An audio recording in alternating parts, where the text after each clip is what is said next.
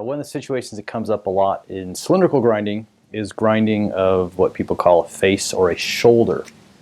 So let's say we've got a workpiece, and say he looks something like that. And then we've got something right here, and then we're chucked over there. Now, then we have a wheel that's going to do the grinding.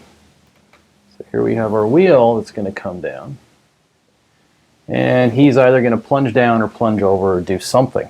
So we've got two separate situations. We've got the grinding of the OD, which usually doesn't pose any major issues. But then we have this situation over here on the face or the shoulder, and that is a cause of a lot of trouble and pain. Now, why is that? The reason for that, if we look at it from a straight-on view, is let's now sketch this workpiece again, like so. And now let's sketch the wheel while he's in contact with the workpiece. Now, this is a crude, ugly way of doing things, but sometimes it's the only way you can do it. A better way is to come at it with a 30-degree swiveled angle. If you can do that, great.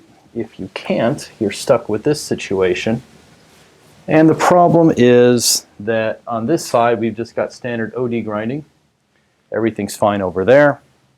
But over here, we're actually not doing any grinding. All we're doing is rubbing and rubbing and rubbing against the face. Let's sketch it a little bit more from another view.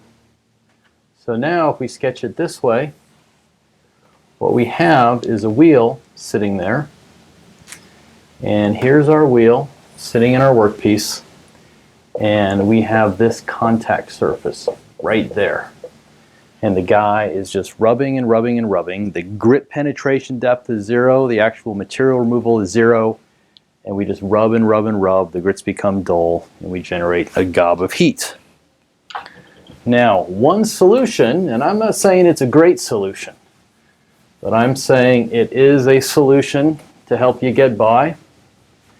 And one solution is this. Here's our workpiece again. What we do is we put a little relief in the wheel. Here's my wheel. And we put just a tiny bit of relief in that wheel. So this isn't touching. Doesn't have to be much. A couple tenths, 10 microns, something like that. So now if we look at it from this side, now instead of having all of that area doing the rubbing, we only have this area doing the rubbing. Still not a pretty situation, still not good, still not perfect, but sometimes if we're stuck with this situation, that's what we do. We dress this little relief in there. We try to get a gob of coolant in there, maybe put a separate coolant nozzle on there, cool that guy, a little better lubrication in there with the coolant and getting the heat out of there, and minimize that area of rubbing right there by dressing away a little relief in the wheel. I don't like this situation, this solution. It's not ideal, but it will do the job if you can't swivel your wheel 30 degrees.